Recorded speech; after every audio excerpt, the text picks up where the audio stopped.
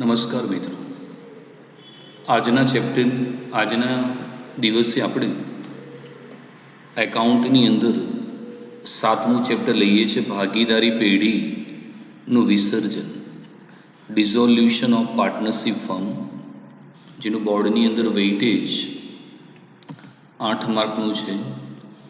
1 માર્કનું MCQ section એમાં, 1 માર્કનો ટૂંકો પ્રશ્ન સેક્શન બીમાં, 3 માર્કના 2 ક્વેશ્ચન સેક્શન સીમાં પૂછાશે.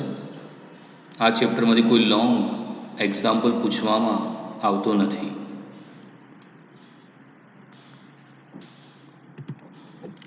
તો સૌ પ્રથમ વિસર્જનનો અર્થ, મિનિંગ ઓફ ડિઝોલ્યુશન. વિસર્જન એટલે જે તે બાબતમાં અસ્તિત્વનો અંત. અહીં ભાગીદારી અને ભાગીદારી પેઢીના વિસર્જનના સંદર્ભમાં અભ્યાસ કરવાનો હોવાથી 2 બાબતોનું વિસર્જન ધ્યાનમાં લેવામાં આવે છે. એક ભાગીદારી પેઢીનું વિસર્જન, બીજું ભાગીદારીનું વિસર્જન. તો સૌપ્રથમ આપણે ભાગીદારી પેઢીનું વિસર્જન લઈએ છીએ મિત્રો.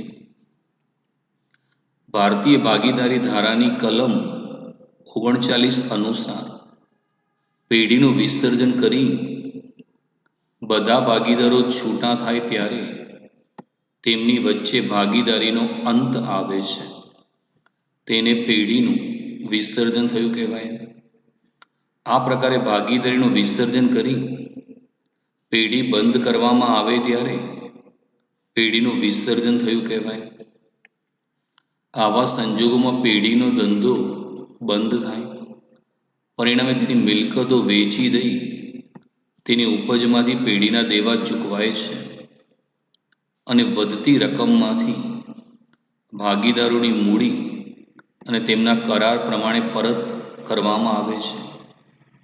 જ્યારે પેઢીનો સમગ્ર ધંધો વેચી દેવામાં આવે તે પણ ભાગીદારી પેઢીનું વિસર્જન કહેવાય. તો મિત્રો, સામાન્ય રીતે વિસર્જન નો અર્થ એ થાય કે જે તે બાબતમાં અસ્તિત્વનો અંત આવી જાય એને વિસર્જન કહેવામાં આવે છે. જો કે મિત્રો, આપણે આ ચેપ્ટરની અંદર વિસર્જન જે છે એ ભાગીદારીના સંદર્ભમાં સમજીશું. તો વિસર્જનની અંદર 2 વસ્તુ હોય, એક ભાગીદારી પેઢીનું વિસર્જન અને બીજું છે ભાગીદારીનું વિસર્જન. તો ભાગીદારી પેઢીનું વિસર્જન શું છે?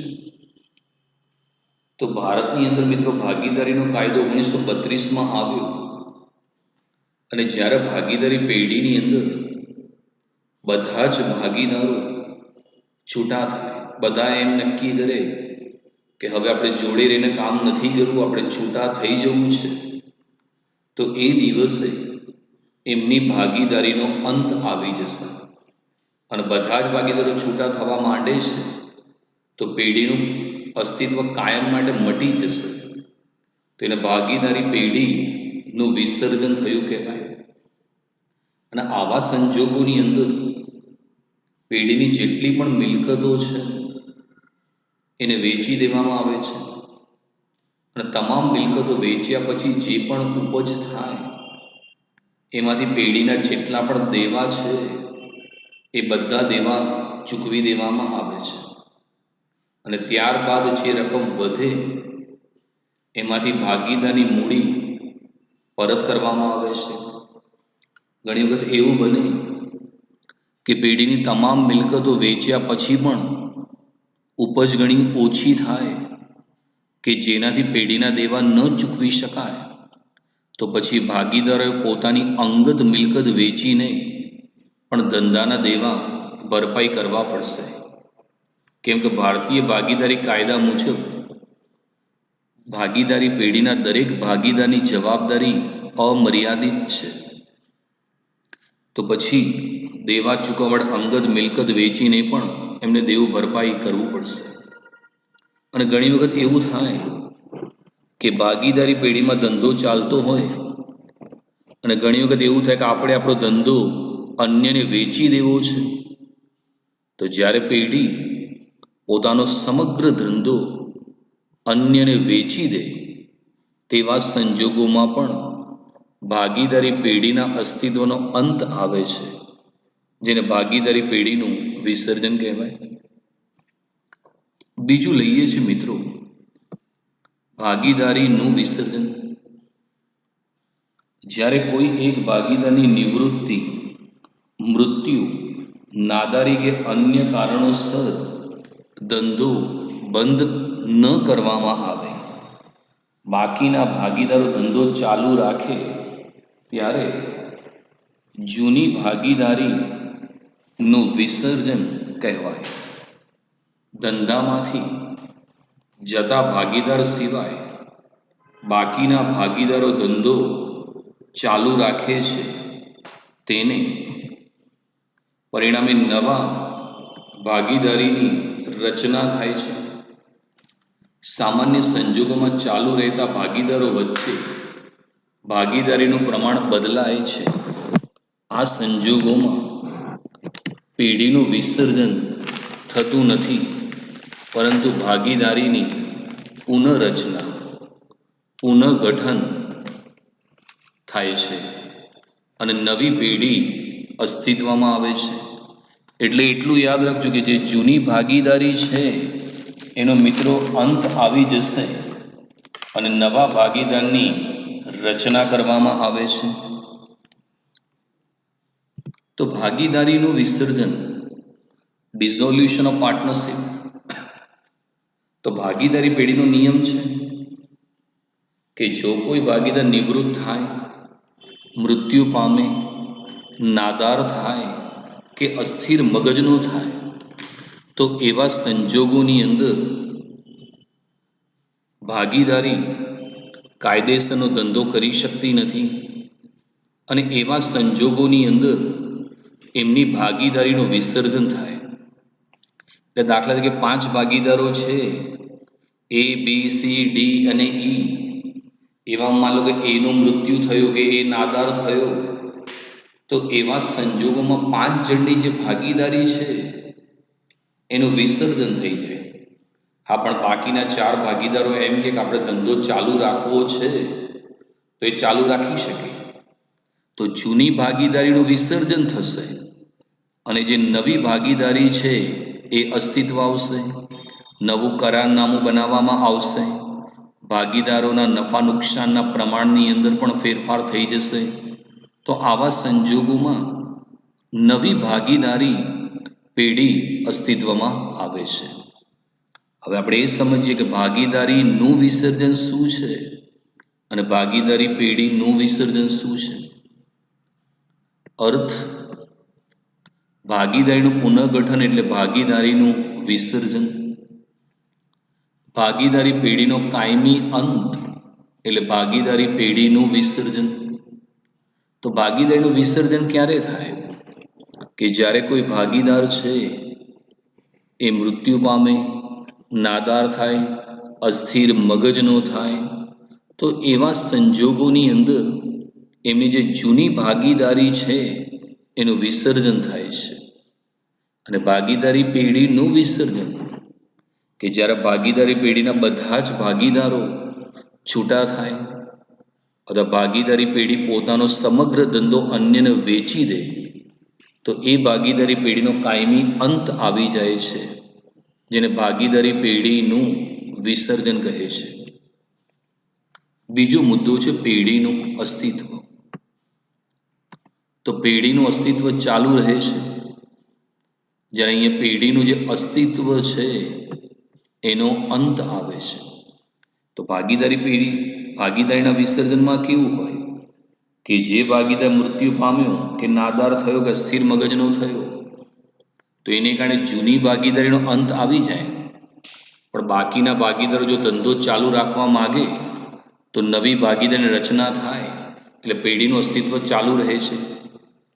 જ્યારે ભાગીદારી પેઢીનું વિસર્જન, એમાં તો બધા જ ભાગીદારો છૂટા થઈ જાય છે, તો પેઢીના કાયમી અસ્તિત્વનો અંત આવે છે. ત્રીજું છે હિસાબી ચોપડાઓ. તો હિસાબી ચોપડાઓ ચાલુ રહે છે જ્યારે હિસાબી ચોપડાઓ બંધ કરવામાં આવે છે. હિસાબી ચોપડા એટલા માટે ચાલુ રહે છે કારણ કે જે નિવૃત્ત થયો, કે મૃત્યુ પામ્યો કે અસ્થિર મગજનો થયો, એને એની જે રોકાયેલી મૂડી છે એના વ્યાજ સહિત પરત કરી દેવામાં આવે, એનો જે નફામાં હિસ્સો છે એના વારસદારને આપી દેવામાં આવે, અને બાકીના ભાગીદારો પેઢીની મિલકતોને દેવાનું પુનઃમૂલ્યાંકન કરે અને નવી મિલકતોને નવા દેવા નોંધવામાં આવે. એટલે પેઢીના ચોપડાઓ ચાલુ રહેશે. જ્યારે ભાગીદારી પેઢીના વિસ્તરણમાં તમે ધંધો કાયમી ધોરણે બંધ કરી દો છો, તો હિસાબી ચોપડાઓ પણ બંધ કરી દેવામાં આવશે. હિસાબોની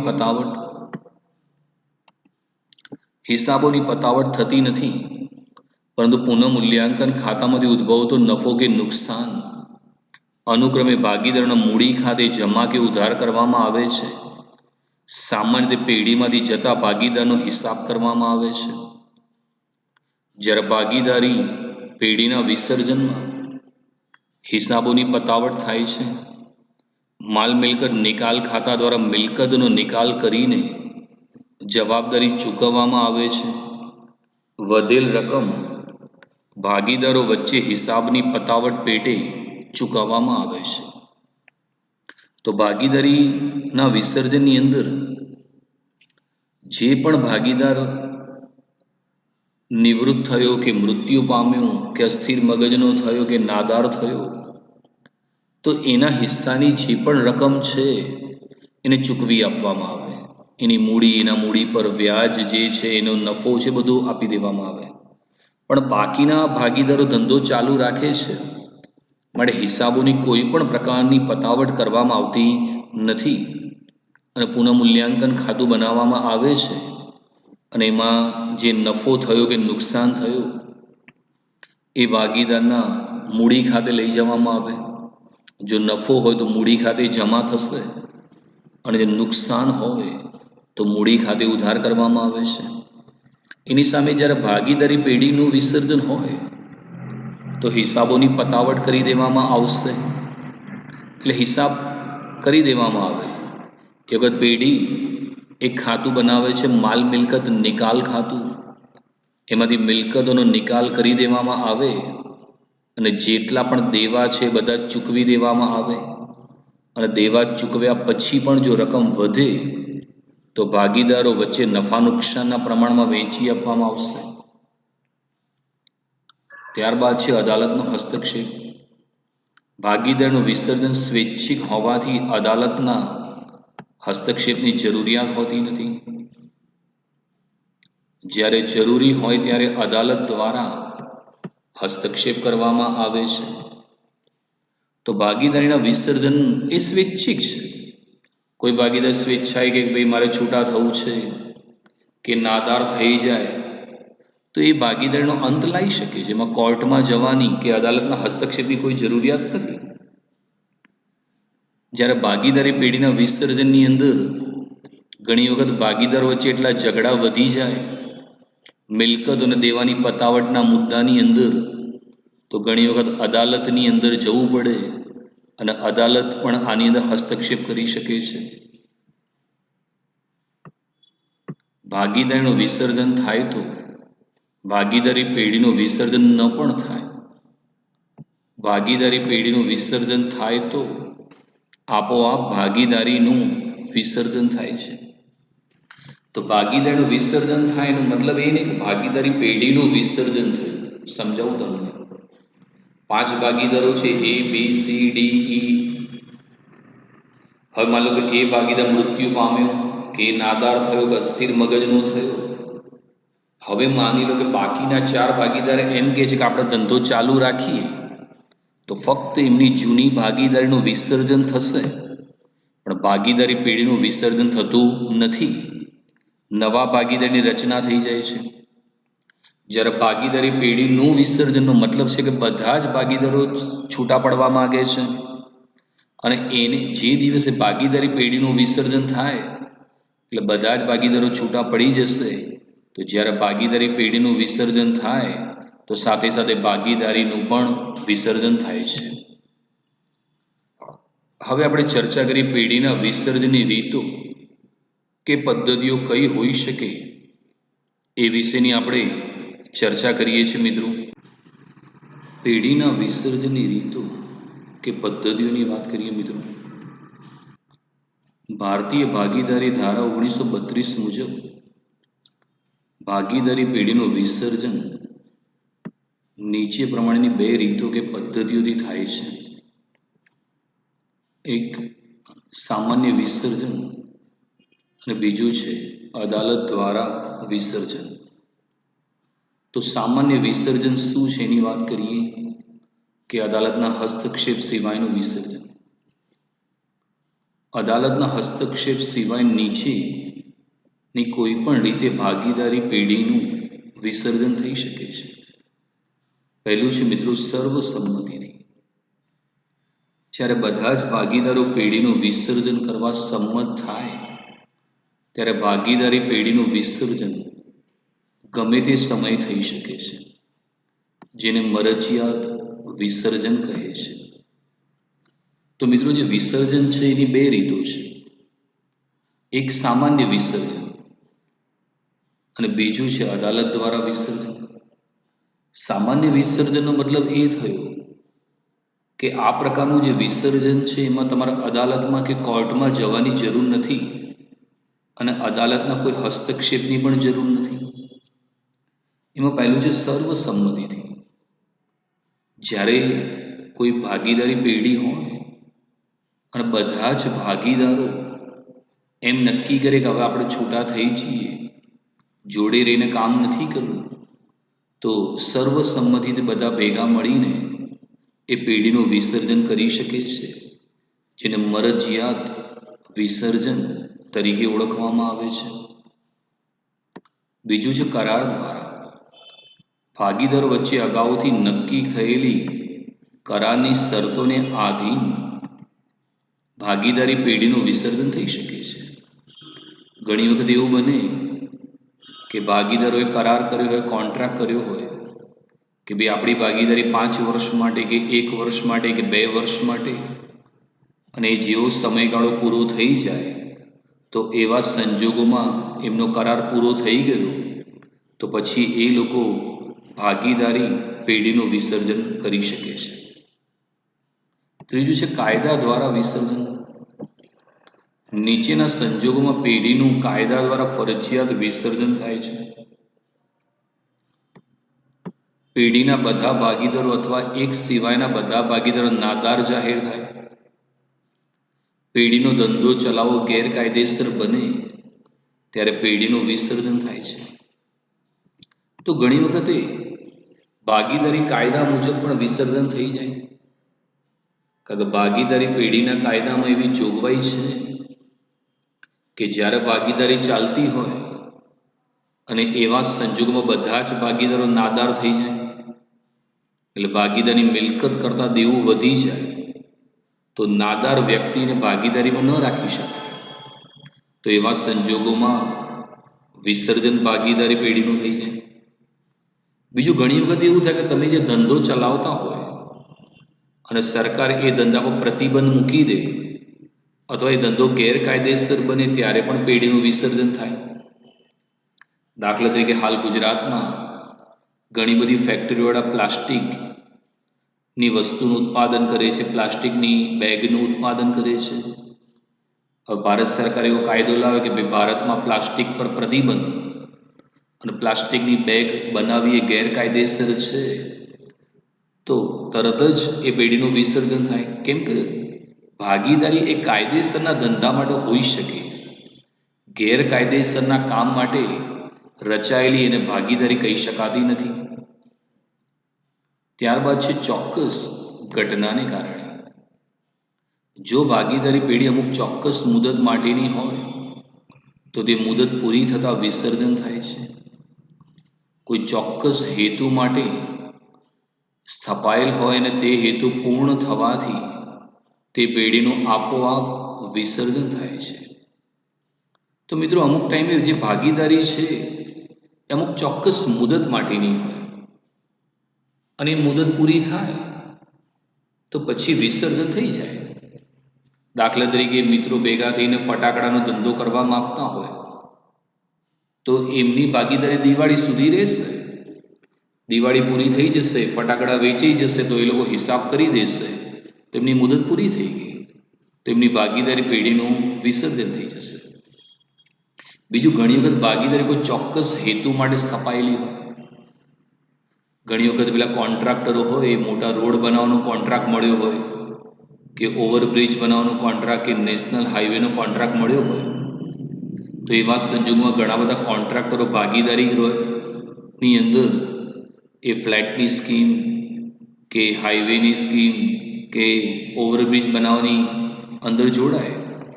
અને પછી જે દિવસે એમનું કાર્ય પૂર્ણ થઈ ગયું, જેમ કે બિલ્ડરો હોય અને કોઈ મકાન બનાવવાની સ્કીમ મૂકી હોય અને બધા મકાન વેચાઈ જાય, તો આપોઆપ એમની પેઢીનું વિસર્જન થઈ જશે. આજે નેશનલ હાઈવે નંબર 8 બને છે, તેમાં ઘણા બધા કન્સ્ટ્રક્શન કંપનીએ ભાગીદારી કરી છે, પણ જે દિવસે રોડ પૂરો થઈ જશે તો એ દિવસે આપોઆપ એમની પેઢીનું વિસર્જન થઈ જશે. ત્યારબાદ છે નોટિસ દ્વારા. સ્વૈચ્છિક ભાગીદારીના સંજોગોમાં કોઈ પણ ભાગીદારી પેઢીનું વિસર્જન કરવાનો પોતાનો ઈરાદો જણાવતી લેખિત નોટિસ અન્ય ભાગીદારને આપે છે.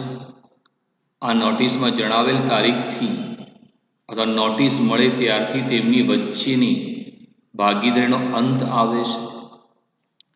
તો નોટિસ દ્વારા જ્યારે તમારી ભાગીદારી સ્વૈચ્છિક હોય, કે જ્યારે ભાગીદારીમાં જોડાય ત્યારે મુદત નક્કી કરેલી ના હોય, અને એવામાં કોઈ ભાગીદારની એવી ઈચ્છા હોય કે હવે એમને બીજા ભાગીદાર જોડે કામ નથી કરવું, એમને જોડે રહીને કામ નથી કરવું, તો એ ભાગીદાર પોતાની નોટિસ બીજા ભાગીદારને આપે કે ભાઈ 1 જાન્યુઆરીથી મારે છૂટા થઈ જવું છે, તો 1 જાન્યુઆરીથી હું ભાગીદારીમાં કામ કરી શકું એમ નથી, કે ભાઈ 1 ડિસેમ્બરથી હું ભાગીદારીમાં કામ કરી શકું એમ નથી, તો એ દિવસથી મિત્રો એમની ભાગીદારીનો અંત આવી જશે. તો તમે નોટિસ આપીને પણ સ્વૈચ્છિક ભાગીદારી હોય તો છૂટા થઈ શકો છો. ત્યારબાદ છે અદાલત દ્વારા વિસર્જન. કોઈ પણ ભાગીદાર અદાલતને અરજી કરે તો નીચેના સંજોગોમાં અદાલત પેઢીનું વિસર્જન કરવાનો હુકમ કરી શકે. કોઈ ભાગીદાર અસ્થિર મગજનો થાય, કોઈ ભાગીદાર પેઢીમાં પોતાની ફરજો બજાવવા માટે અશક્તિમાન બને, કોઈ ભાગીદારી પેઢી કે પેઢીના ધંધાના હિત વિરુદ્ધ વર્તન કરે, કોઈ ભાગીદાર ધંધાની શરતોનું ઈરાદાપૂર્વક વારંવાર ભંગ કરે, કોઈ ભાગીદાર પેઢીમાંથી પોતાનો સંપૂર્ણ હિસ્સો અન્ય ભાગીદારની સંમતિ વગર ત્રાહિત પક્ષને વેચી દે, પેઢી સતત ખોટ કરતી હોય અને ખોટ સિવાય પેઢીનો ધંધો ચાલે તેમ ન હોય, અદાલતને વાજબી લાગે તેવા અન્ય કોઈ પણ સંજોગોમાં પેઢીનું વિસર્જન કરવાનો હુકમ કરી શકે છે. તો બીજું છે મિત્રો અદાલત દ્વારા વિસર્જન. તો મિત્રો ઘણી વખત અદાલતને પણ એવો અધિકાર છે કે એ ભાગીદારી પેઢીનું વિસર્જન કરવાનો હુકમ કરી શકે. એમાં પહેલું છે કે કોઈ ભાગીદાર અસ્થિર મગજનો થાય. ભારતના ભાગીદારી કાયદાની જોગવાઈ છે મિત્રો કે કોઈ પણ ભાગીદાર અસ્થિર મગજનો થાય તો એને ભાગીદાર તરીકે રાખી ન શકાય. તો એવા સંજોગોમાં અદાલત ભાગીદારી પેઢીનું વિસર્જન કરવાનો હુકમ કરે. કોઈ ભાગીદાર એવો હોય કે પોતાની ફરજો બજાવવા અશક્તિમાન બને, એટલે કોઈ ભાગીદાર ગંભીર બીમાર થઈ ગયો હોય, કે એક્સિડન્ટમાં એના હાથ પગના કારણે અપંગ થઈ ગયો હોય, અશક્તિમાન થયો, એ કામ કરી ન શકતો હોય, તેવા સંજોગોમાં જો અદાલતમાં કેસ જાય તો અદાલત ભાગીદારી પેઢીનું વિસર્જન કરવાનો હુકમ આપી શકે. આ ઉપરાંત કોઈ ભાગીદાર એવો હોય એ બરાબર ધંધા પ્રત્યે ધ્યાન ના આપતો હોય, ધંધાના ગુપ્ત રહસ્યો બીજા કોઈને કહી દેતો હોય, એને સોંપેલું જે કાર્ય છે સમયસર પૂરું ના કરતો હોય, ધંધાના હિત વિરુદ્ધ વર્તન કરતો હોય, તો બાકીના ભાગીદારો કોર્ટમાં કેસ કરે અને અદાલતને લાગે કે ભાઈ આ ભાગીદાર બરાબર કામ નથી કરતો અથવા ધંધાના હિત વિરુદ્ધ કામ કરે છે, તો તેવા સંજોગોમાં અદાલત પણ ભાગીદારી પેઢીનું વિસર્જનનો હુકમ આપી શકે.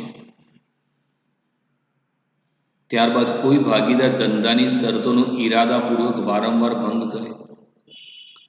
ઘણી વખત કોઈ ભાગીદારને તમે કામ સોંપ્યું હોય પણ એ બરાબર કામ અહીં હાજર થતો જ ના હોય, વારંવાર ગેરહાજર જ રહેતો હોય, તો એવા સંજોગોમાં બાકીના ભાગીદારો એને છૂટા થવા માટે કોર્ટમાં અરજી કરે કે ભાઈ આ ભાગીદાર ધંધાની કોઈ પણ શરતો માનવા તૈયાર નથી અને ધંધાની શરતોનો જાણી જોઈને ભંગ કરે છે, અને અદાલતને યોગ્ય લાગે તો અદાલત ભાગીદારી પેઢીના વિસર્જનનો હુકમ આપી શકે. કોઈ ભાગીદાર પેઢીનો પોતાનો સંપૂર્ણ હિસ્સો વેચી દે. મિત્રો, કંપની હોય તો કંપનીનું લક્ષણ મુક્ત ફેરબદલી. કંપનીની અંદર તમે તમારો ભાગનો હિસ્સો બીજા કોઈને વેચી શકો છો, પણ ભાગીદારી પેઢીનો નિયમ છે કે કોઈ પણ ભાગીદાર પોતાનો હિસ્સો ત્રાહિત પક્ષને વેચવા માંગે તો બાકીના બધા જ ભાગીદારની સંમતિ લેવી અનિવાર્ય છે. પણ જો કોઈ ભાગીદાર પોતાનો હિસ્સો બારોબાર કોઈને વેચી દે અને ભાગીદારની સંમતિ ના લીધી હોય તો બાકીના ભાગીદાર કોર્ટમાં અરજી કરી શકે અને અદાલતને યોગ્ય લાગે તો ભાગીદારી પેઢીનું વિસર્જન હુકમ આપી શકે. આ ઉપરાંત પેઢી સતત ખોટમાં ચાલતી હોય, કારણ કે ભાગીદારી પેઢીનો મુખ્ય હેતુ નફો કમાવાનો છે, અને જો પેઢી સતત ખોટમાં ચાલતી હોય તો એને કારણે પેઢીનું દેવું વધી જતું હોય, તો એવા સંજોગો પણ અદાલત ભાગીદારી પેઢીનું વિસર્જન કરવાનો હુકમ આપી શકે છે. આ ઉપરાંત અદાલતને એવું લાગે કે ભાઈ આ પેઢી બરાબર કામ નથી કરી રહી અથવા સરકારના કાયદેસરના નિયમનું ઉલ્લંઘન કરી રહી છે, તો અદાલતને ઠીક લાગે તો અદાલત કોઈ પણ સંજોગોમાં ભાગીદારી પેઢીનો વિસર્જનનો હુકમ કરી શકે છે. હવે વાત કરીએ વિસર્જનના હિસાબોની પતાવટ અંગે કાનૂની અને અન્ય જોગવાઈઓ. કોઈ પણ મિત્રો, ભાગીદારી પેઢીનું વિસર્જન એટલું સરળ નથી. એ માટે કાયદામાં ઘણી જોગવાઈઓ છે. એમાં પહેલું છે પેઢીની ખોટ અંગે. ભારતીય ભાગીદારી ધારા અનુસાર વિસર્જન વખતે થતું નુકસાન નીચે પ્રમાણે અમલમાં મુકાય છે. એ પ્રથમ પેઢીના નફામાંથી માંડી વળાય છે. જો નફો પૂરતો ના હોય તો ભાગીદારોની મૂડીમાંથી ભરપાઈ થાય. જો મૂડી પૂરતી ન હોય તો આવું નુકસાન ભાગીદારો તેમના નફા નુકસાનના પ્રમાણમાં વહેંચી લે છે અને તે માટે જરૂર અનુસાર પોતાની અંગત મિલકતમાંથી તે ભરપાઈ કરે છે. તો જ્યારે મિત્રો ભાગીદારી પેઢીનું વિસર્જન કરવાનું હોય તો તેવા સંજોગોની અંદર હિસાબોની પતાવટ કરવી પડે. તો એના માટે કાનૂની જોગવાઈનું પાલન કરવું પડે. દાખલા તરીકે પેઢીને ખોટ થઈ હોય તો ખોટનું કરવું શું? તો માની લો કે પેઢીને ખોટ થઈ છે તો પ્રથમ એ જોવામાં આવે કે પેઢીના જોડે જૂનો કોઈ નફો પડ્યો છે, નફા નુકસાન ખાતાની જમા બાકી છે. ભૂતકાળમાં જો નફો થયેલો પડ્યો હોય તો એ ખોટ નફામાંથી માંડી મળે. પણ માની લો કે ભૂતકાળની અંદર તમારે જો નફો ના હોય અથવા નફો પૂરતો ના હોય, જેમ કે નફો 50,000નો પડ્યો હોય અને ખોટ 2 લાખ રૂપિયાની હોય, તો 50,000ની ખોટ 2 લાખમાંથી સરભર શક્ય નથી. એટલે ખૂટતા જે 1,50,000 છે એ ભાગીદારની મૂડીમાંથી ભરપાઈ થાય. અને માની લો કે એવું બને કે ભાગીદારની મૂડી પણ ઓછી પડતી હોય, પૂરતી ના હોય, તો પછી એ ખોટ ભાગીદારો વચ્ચે નફા નુકસાનના પ્રમાણમાં વહેંચી દેવામાં આવે છે અને ભાગીદારોએ પોતાની અંગત મિલકત વેચીને પણ આ ખોટ ભરપાઈ કરવી પડે છે. બીજું છે પેઢીના દેવા અને ભાગીદારોના અંગત દેવા. ભાગીદારોની જવાબદારી અમર્યાદિત છે, તેથી પેઢીના ત્રાહિત પક્ષ પરત્વેના દેવા દરેક ભાગીદાર વ્યક્તિગત રીતે તેમજ સામૂહિક રીતે જવાબદાર છે. પેઢીની મિલકતો પેઢીના દેવા માટે અને ભાગીદારોની અંગત મિલકતો અંગત દેવા માટે કાયદેસર રીતે ઉપયોગમાં લેવાય છે, પરંતુ ભાગીદારોની અમર્યાદિત જવાબદારી હોવાને પરિણામે તેમની અંગત મિલકતોનો ઉપયોગ અંગત દેવા ચૂકવ્યા બાદ વધેલ રકમમાંથી પેઢીના દેવા ચૂકવવા માટે થઈ શકે છે. તો હવે પેઢીના દેવા માટે શું જોગવાઈ છે? તો મિત્રો, ભાગીદારી પેઢી છે એમાં બધા જ ભાગીદારોની જવાબદારી અમર્યાદિત છે. એનો અર્થ એ થયો કે પેઢીના જે પણ દેવા થાય એના માટે દરેક ભાગીદાર વ્યક્તિગત રીતે જવાબદાર છે. એટલે સૌ પ્રથમ પેઢીની મિલકતો વેચવામાં આવે અને ધંધાના દેવાની ભરપાઈ કરવામાં આવે.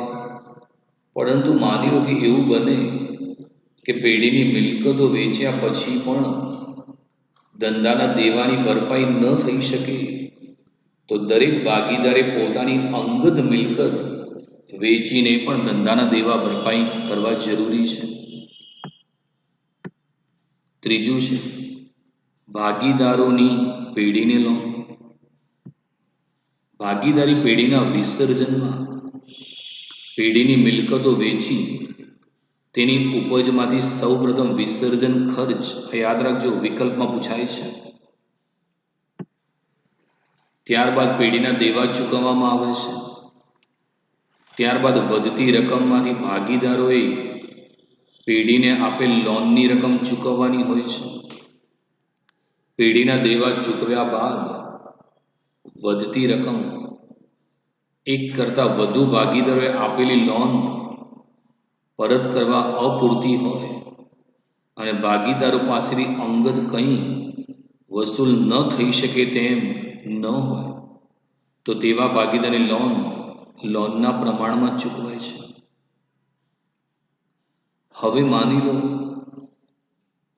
કે પેઢીએ ભાગીદાર પાસે લોન લીધેલી છે અને એવા સંજોગમાં ભાગીદારી પેઢીનું વિસર્જન કરવામાં આવે છે, તો પેઢીની જે મિલકતો વેચવામાં આવે અને મિલકતમાંથી જે ઉપજ થશે એમાંથી સૌપ્રથમ વિસર્જન ખર્ચ ચૂકવવામાં આવશે. એ વિસર્જન ખર્ચ ચૂકવ્યા પછી જે પણ રકમ વધી એમાંથી પેઢીના ત્રાહિત પક્ષના દેવા ચૂકવવામાં આવશે. અને દેવા ચૂકવ્યા પછી પણ જો રકમ વધે તો જે ભાગીદારોએ લોન આપી હોય એ લોનની રકમ ચૂકવવામાં આવશે. પણ માની લો કે એવું બને કે લોનની રકમ વધુ હોય, એક કરતાં વધુ ભાગીદારોએ લોન આપેલી હોય અને પેઢી જોડે પૈસા ઓછા હોય.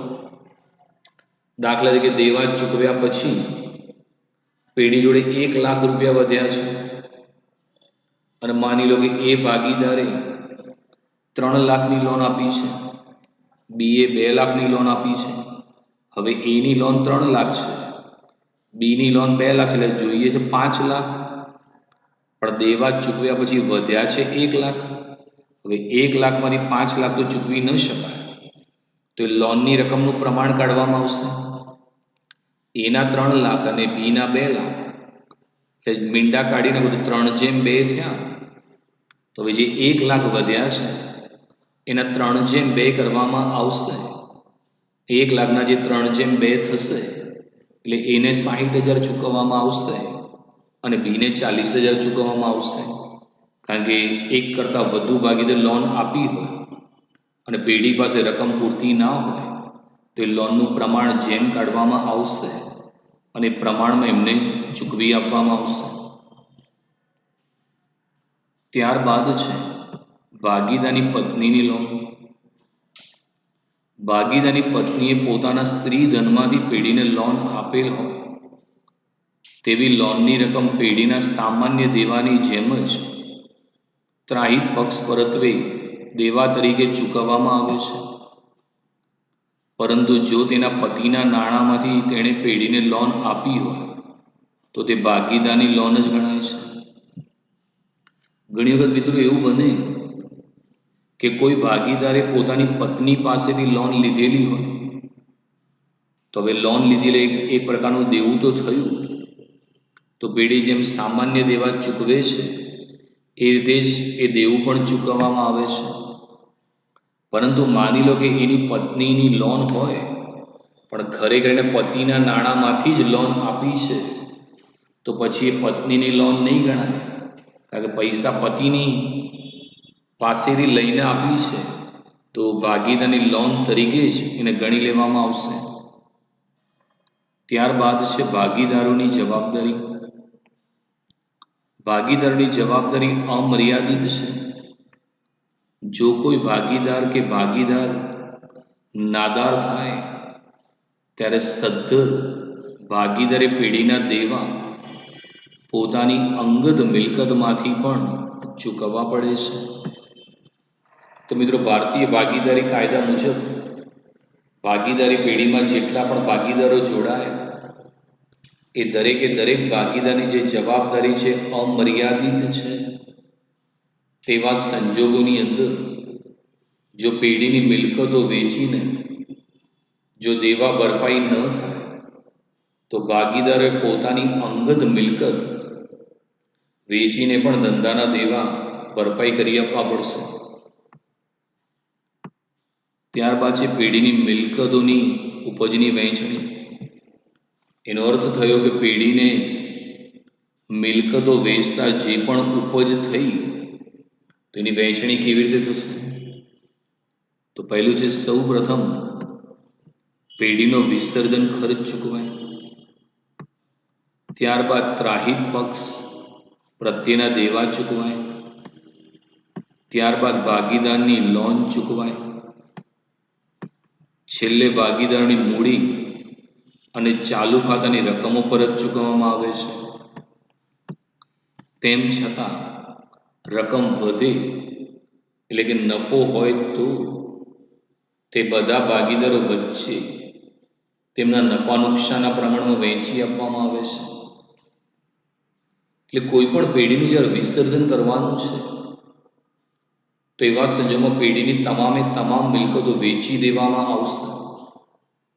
હવે એ મિલકત તમે વેચી અને તમારી પાસે જે ઉપજ આવી એમાંથી તમારે પૈસા ચૂકવવાના છે, તો કેવી રીતે ચૂકવશો? તો નિયમ કે છે, સૌ પ્રથમ પેઢીનો વિસર્જન ખર્ચ ચૂકવાય. કારણ કે વિસર્જન કરવા માટે તમે વકીલ રાખ્યો હોય તો એની કાનૂની ફી ચૂકવવી પડે. કારણ કે બધી મિલકત વેચવા માટે હરાજી કરવી પડે, તો જે દલાલો રાખ્યો હોય એને તમારે પૈસા ચૂકવવા પડે. તો વિસર્જન ખર્ચ સૌ પ્રથમ ચૂકવાય, યાદ રાખજો, વિકલ્પમાં પૂછાશે. ત્યારબાદ જો રકમ વધે તો પેઢીએ ત્રાહિત પક્ષના જે દેવા કર્યા છે, લેણદારો હોય, દેવી હુંડી ચૂકવવાની હોય, સરકારના કરવેરા ચૂકવવાના હોય તો એ ચૂકવવામાં આવશે. એ ચૂકવાઈ જાય પછી જો માની લો કે રકમ વધી તો પેઢીએ ભાગીદારો પાસેથી લોન લીધેલી છે તો એ લોનની રકમ ચૂકવવામાં આવશે. હવે લોન પણ ચૂકવાઈ ગઈ અને પછી પણ માની લો કે પૈસા વધ્યા તો જે પણ ભાગીદારોની મૂડી છે કે ચાલુ ખાતાની રકમો છે એ દરેક ભાગીદારની મૂડી પરત કરી દેવામાં આવશે. અને માની લો કે મૂડી પણ પરત કરી દીધી ને પછી પણ પૈસા વધ્યા તો એ રકમ નફો ગણીને ભાગીદારો વચ્ચે નફા નુકસાનના પ્રમાણમાં વહેંચી આપવામાં આવે છે. તો સૌપ્રથમ વિસર્જન ખર્ચ ચૂકવવાનો, ત્યારબાદ રકમ વધે તો ત્રાહિત પક્ષના દેવા ચૂકવવાના, ત્રાહિત પક્ષના દેવા ચૂકવ્યા પછી પણ રકમ વધે તો ભાગીદારની લોન ચૂકવવાની, લોન ચૂકવ્યા પછી પણ રકમ વધે તો ભાગીદારની મૂડી અને ચાલી ખાતાની રકમ પરત કરવાની, અને પરત કર્યા પછી પણ જો રકમ વધે તો ભાગીદારો વચ્ચે નફા નુકસાનના પ્રમાણમાં વહેંચી આપવામાં આવે છે. હવે છે મિત્રો, માલ મિલકત નિકાલ ખાતું ઘણી વખતે શોર્ટ નોટ તરીકે પૂછાય છે. આમ તો મિત્રો આનું વેઇટેજ થિયરીમાં ઓછું છે, પણ આ વર્ષે સરકાર પેલા હેતુલક્ષી ક્વેશ્ચન વધાર્યા છે માટે આપણે આની થિયરી ડિટેલ્સમાં જોઈ રહ્યા છીએ. પેઢીના વિસર્જન સમયે પેઢીની મિલકતો અને દેવાના નિકાલની હિસાબી અસરો આપવા માટે તૈયાર કરવામાં આવતું ખાતું એટલે માલ મિલકત નિકાલ ખાતું. માલ મિલકત નિકાલ ખાતાને સંપાદન ખાતા તરીકે પણ ઓળખવામાં આવે છે. ભાગીદારી પેઢીના વિસર્જન સમયે ચોપડા બંધ કરવા માટે રોકડ, બેંક ખાતા સિવાયની મિલકતો અને દેવાના ખાતા બંધ કરી માલ મિલકત નિકાલ ખાતે તેની ચોપડી કિંમતે લઈ જવામાં આવે છે. ત્યારબાદ મિલકતોની ઉપજની રકમ રોકડ ખાતે ઉધારી માલ મિલકત નિકાલ ખાતે જમા કરવામાં આવે છે. દેવાની ચૂકવણીની રકમ માલ મિલકત નિકાલ ખાતે ઉધારી રોકડ ખાતે જમા કરવામાં આવે છે. માલ મિલકત નિકાલ ખાતાનો આવતો તફાવત માલ મિલકત નિકાલ ખાતાનો નફો કે નુકસાન હશે. આ તફાવત ભાગીદારો વચ્ચે તેમના નફા નુકસાનની વહેંચણીના પ્રમાણમાં ફાળવી આપવામાં આવે છે. નફો તેમની મૂડી ખાતે જમા થાય છે અને નુકસાન એ મૂડી ખાતે ઉધાર થાય છે. તો મિત્રો, માલ મિલકત નિકાલ ખાતું શું છે? અહીંયા નિકાલ શબ્દ પરથી તમને આઈડિયા આવી જશે કે માલ અને મિલકતનો નિકાલ કરવાની વાત કરી છે. કારણ કે જ્યારે મિત્રો ભાગીદારી પેઢીનું વિસર્જન થઈ જાય તો પેઢીએ જે પણ મિલકતો વસાઈ છે એનો નિકાલ કરી દેવો પડે અને પેઢીના માથા ઉપર જે દેવા છે એનો પણ તમારે નિકાલ કરવો પડશે. તો પેઢીના વિસર્જન સમયે પેઢીની મિલકતો અને દેવાના નિકાલની હિસાબી અસરો આપવા માટે તૈયાર કરવામાં આવતું ખાતું એને માલ મિલકત નિકાલ ખાતું કહે છે અથવા એને સંપાદન ખાતા તરીકે પણ ઓળખવામાં આવે છે. હવે આ ખાતું બહુ અગત્યનું છે. તો આની અંદર શું કરવામાં આવે કે જ્યારે પેઢીનું વિસર્જન થાય છે તો પેઢીની મિલકતો અને દેવાના ખાતા બંધ કરવામાં આવે અને એને માલ મિલકત નિકાલ ખાતે ચોપડે કિંમતે લઈ જવામાં આવે. આજે મેં બનાવ્યું છે. આજે માલ મિલકત નિકાલનો એક નમૂનો છે. એમાં પેઢી પાસે જેટલી પણ મિલકતો છે એ બધી જ માલ મિલકત નિકાલ ખાતાની ઉધાર બાજુ આવે. કારણ કે તમે જાણો છો કે મિલકતની બાકી હંમેશા ઉધાર હોય છે અને પેઢીના જે દેવા છે કે જોગવાઈઓ છે એની બાકી હંમેશા જમા હોય. તો એ જમા બાજુ બતાવવામાં આવે છે. તો માલ મિલકત નિકાલ ખાતું બનાવવામાં આવે એમાં રોકડ સિવાય, કારણ કે રોકડ છે એ રોકડ ખાતામાં આવશે, બાકી આગળ લાવ્યા. રોકડ સિવાયની તમામ મિલકતો માલ મિલકત નિકાલ ખાતાની ઉધાર બાજુ બતાવવામાં આવશે અને જે દેવાઓ છે એ માલ મિલકત નિકાલ ખાતાની જમા બાજુ બતાવવામાં આવશે. ત્યારબાદ મિલકતોની ઉપજની રકમ રોકડ ખાતે ઉધારી માલ મિલકત નિકાલ ખાતે જમા કરવામાં આવે છે.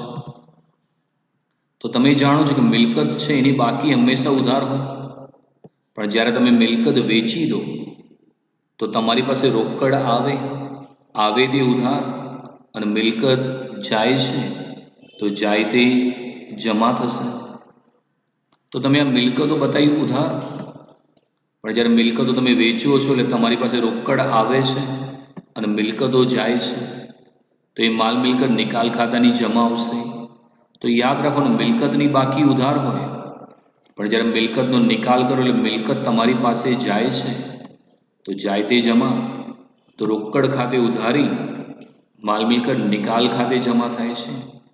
તેવી જ રીતે જે દેવા છે એની બાકી હંમેશા જમા હોય, પણ જ્યારે તમે દેવા ચૂકવો તો તમારો ખર્ચ થાય અને એકાઉન્ટ કે જે ખર્ચ નુકસાન ઉધાર અને દેવા ચૂકવો એટલે તમારી પાસે રોકડ જાય છે, જાય તે જમા.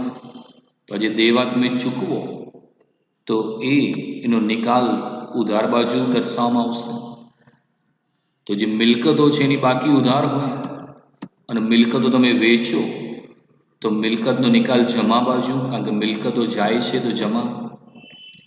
જ્યારે દેવાની બાકી જમા હોય, જ્યારે દેવાનો નિકાલ તમારે ઉધાર બાજુ દર્શાવવામાં આવે છે. ત્યારબાદ એ તમે દેવા ચૂકવી દો છો. ઘણી વખત એવું થાય કે કોઈ ભાગીદાર કે હું દેવું ચૂકવી દઈશ, તો ભાગીદારના મૂડી ખાતે આવે. ઘણી વખત કોઈ એવું દેવું હોય તમે ચોપડી ના નોંધ્યું હોય ને તમારે ચૂકવવું પડે તો એ જાય. તમારે વિસર્જનનો ખર્ચ ચૂકવવો પડે એવું બની શકે. કોઈ ભાગીદાર એમ કે વિસર્જનની જવાબદારી હું સ્વીકારવા તૈયાર છું, મને પગાર આપજો, તો તમે એનું મહેનતાણું આપો તો પેઢીનો ખર્ચ એટલે ઉધાર સાઈડ આવે. ઘણી વખત મિત્રો એવું બને કે પેઢી પાસે મિલકતો હોય, આજે બધી મિલકતો છે, અને કોઈ ભાગીદાર કહે છે ભાઈ મિલકત મને આપી દો, મકાન મારે જોઈએ છે કે ફર્નિચર મારે જોઈએ છે, તો ભાગીદારના મૂડી ખાતે આપી શકો. ઘણી વખત એવો કોઈ ભંગાર પડી રહ્યો હોય જે તમે ચોપડે ના નોંધ્યો હોય અને તમે વેચી દો તો એની ઉપજ પણ અહીંયા દર્શાવવામાં આવે છે. અને છેલ્લે મિત્રો આ માલ મિલકત નિકાલ ખાતું એ બંધ કરી દેવામાં આવે છે. તમે આ માલ મિલકત નિકાલ ખાતું બંધ કરી દો અને ત્યારબાદ એનો જે નફો કે નુકસાન આવે એ ભાગીદારો વચ્ચે નફા નુકસાનના પ્રમાણ વહેંચાય છે.